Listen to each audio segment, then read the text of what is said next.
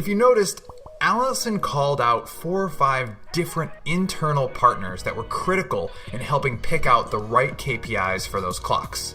With all of her clocks picked out, though, the logical next step is to prioritize which clocks get the most attention first.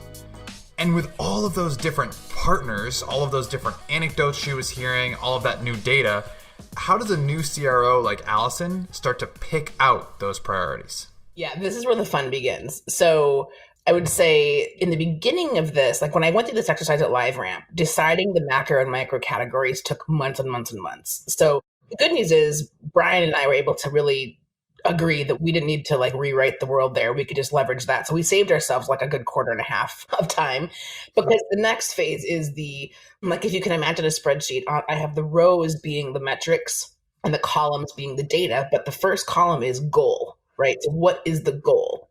And again, this is where the fun begins. Now with LiveRamp, when we went through this exercise, we had attempted to do this like a year and a half ago or something. I just don't think we were ready, but we had actually engaged with some consultants to help us figure out that goal. And it was a really challenging process because they'd come in and they would suggest things and we'd be like, well, where are you getting that? Why do you have that point of view? And it was, based on X consultants, client base. And then when we'd push them to give us examples of the customers that were in their client base, they were not companies that we had any interest in comparing ourselves to, know?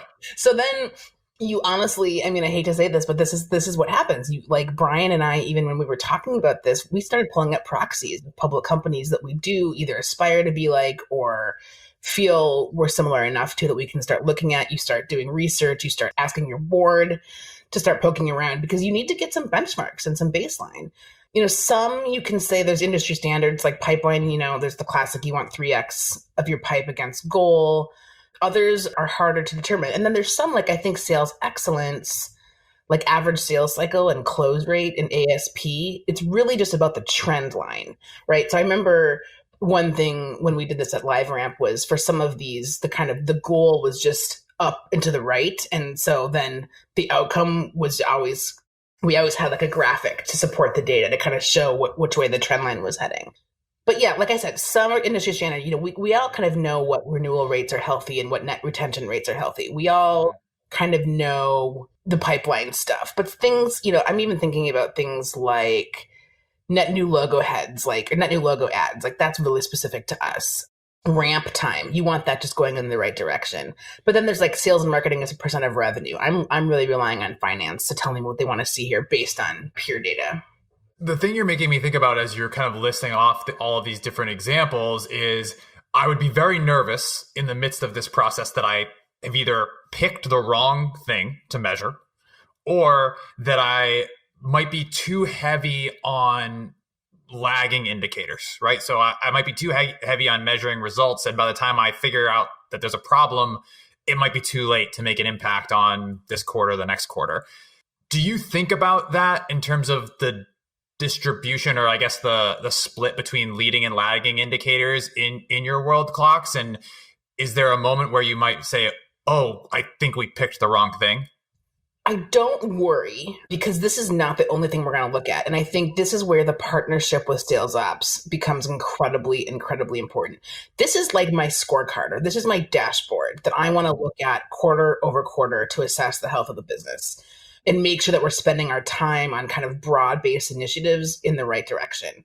But within the quarter, I'm always looking to sales ops to tell me what's really going on. So imagine this is like, I'm gonna take a swing at an analogy. We'll see if this works. But like, imagine that we're in a hospital and this is kind of the patient's chart. Like this is kind of a snapshot in time of how the patient is doing.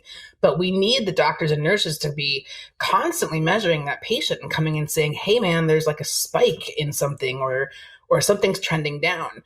So a great example of this would be, again, at LiveRamp, we have this snapshot in time where we're looking at it on a quarterly basis, but sales ops would come to me all the time and say, hey, I'm a little bit worried about the distribution of upsell versus net new logo and how that's trending this quarter. And we might say, okay, like we need to go and crank the wheel on account planning to try to increase our pipe and upsell, for example. Like there's data that's happening in real time that we need sales ops to really be the finger on the pulse to help us know what's going on. Because you're right, like this is not going to help you understand the business if you only look at this. And then I'll also say to your first point about being worried about these being the right things, like, hey man, like you can change it if it's not meaningful. And if you're not ending up taking any action because of this data, or you're not making, it's like this data should either make you feel good or make you take action. And if there's a data point that's like not eliciting either response, it's probably not doing anything for you. You know, get rid of it, replace it.